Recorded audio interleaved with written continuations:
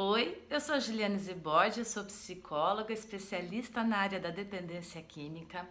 E nesse vídeo hoje eu vou trazer para vocês 5 atitudes que contribuem muito na maneira como a família lida com a pessoa que tem a dependência química. Bom, vamos começar entendendo que não existe uma receita mágica, uma fórmula mágica para todos os casos.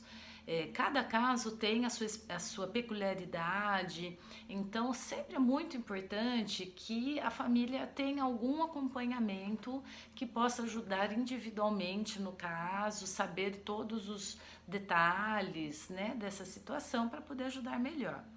Mas essas 5 atitudes que eu vou trazer aqui já acabam contribuindo muito para que a família consiga viver um pouco melhor com essa situação da dependência química. A primeira coisa, a primeira atitude importante da família é entender a dependência química, conhecer a dependência química. Então, entender a questão, a droga que a pessoa está fazendo uso, entender o funcionamento dessa doença, é uma compulsão. Então, entender todo o processo, né, do transtorno de uso de substância, que é a dependência química, contribui muito para o ajuste das expectativas dos familiares ou de quem convive com essa pessoa.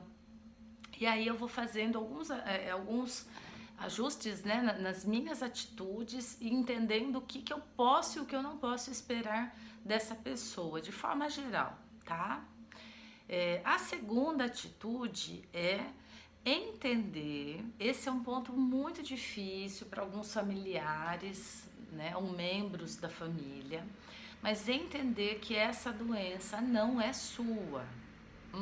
Isso traz uma necessidade de distanciamento emocional exigente, mas é importante, porque a doença, a dependência química, ela se instaurou naquele familiar, no meu filho, no meu marido, na minha esposa, é, enfim, no meu amigo, da minha amiga, da minha namorada, no meu namorado. Se desenvolveu naquela pessoa. Eu não tenho que viver essa doença. Posso estar acompanhando, estar ao lado, ser um apoio? Posso, com certeza, mas se a pessoa quiser. Então é complicado esse ponto, ele é uma linha tênue no dia a dia, mas entender que essa doença não é minha, que eu não preciso carregá-la, ajuda muito a família a seguir sua vida. Principalmente nos casos onde o usuário não quer parar, não quer ajuda. Então, se ele não quer, essa doença é dele e eu estou impossibilitada de ajudá-lo, de fazer mais por ele ou ela, eu preciso seguir a minha vida, eu preciso me cuidar, eu preciso fazer as coisas por mim e o máximo que for possível conseguir ser feliz, mesmo sabendo que essa pessoa está adoecida, né? Mesmo sabendo que essa pessoa está nessa situação.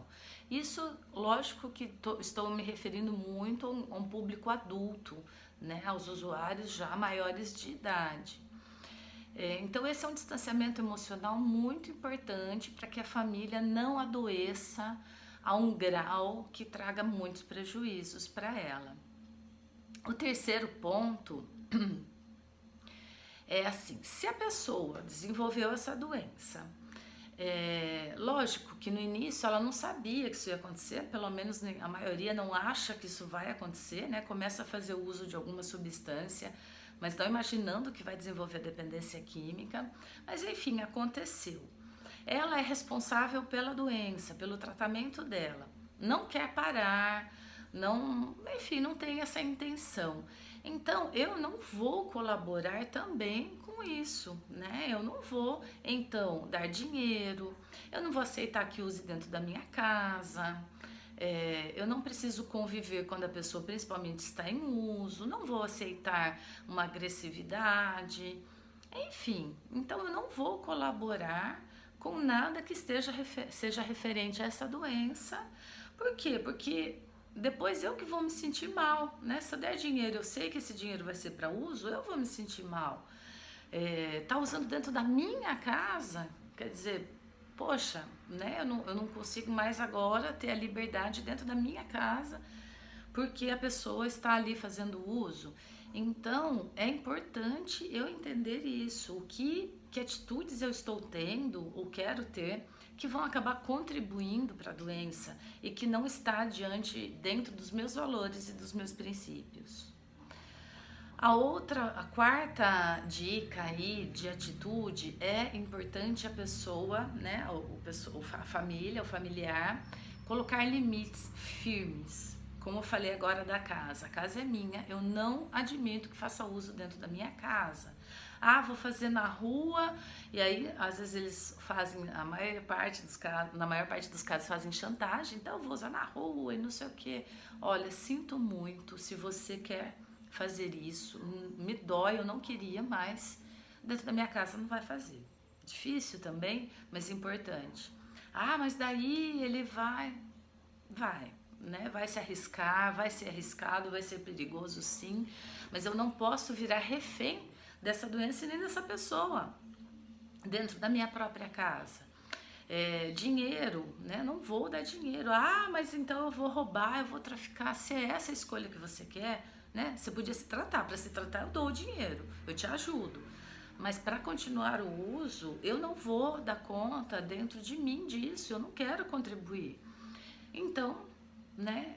É um risco, sim, é um risco. A pessoa pode sim sair, roubar, traficar, pode. Mas eu, né, preciso entender que essa é uma escolha dela, não tão racional, porque ela deve estar alterada pelo uso ou pela fissura, mas é uma escolha, ela poderia escolher se tratar também, tá? Então qualquer área, qualquer atitude que seja importante colocar um limite claro, isso vai ser saudável para o familiar e até para o dependente químico, porque qualquer atitude que dificulte o uso, isso vai gerando aí uma luz no final do túnel de que essa pessoa possa um dia acabar querendo parar porque está muito complicado ou que está tendo muito prejuízo, né? Não dou dinheiro, ele tem que usar o dinheiro dele, aí ele sente, poxa, né? O meu dinheiro está indo só para droga, eu não consigo fazer mais nada na minha vida. Poxa, eu tenho que viver o desconforto de manejar um lugar para usar. Então, todas essas dificuldades podem, inclusive, contribuir para ele querer parar e querer, de fato, alguma ajuda. E a última dica, também não muito fácil, é eu poder me questionar como familiar se eu quero ficar perto dessa pessoa fazendo o consumo. Então, no caso principalmente de esposas, né, de maridos e de filhos, enfim, eu posso optar por não querer. Eu amo essa pessoa, mas eu não quero viver essa doença dessa forma com ela, né? Então, tudo aqui que eu estou me referindo é sempre ao não querer do dependente químico em parar, né? Em entrar em uma abstinência. Então, se ele não quer, para ele aquilo tá bom, aquilo tá às vezes tá confortável, porque volta para casa, eu tô aqui, né? Cuidei da casa, cuidei dos filhos, cuidei das finanças, então tá tão confortável para ele que né, tá ruim só para mim. Então, assim, eu posso escolher não viver essa doença com ele. Os pais também podem. Olha, filho, sinto muito, ou filha, saia de casa porque eu não quero viver essa doença dessa forma com você. Apenas o tratamento, e um tratamento real.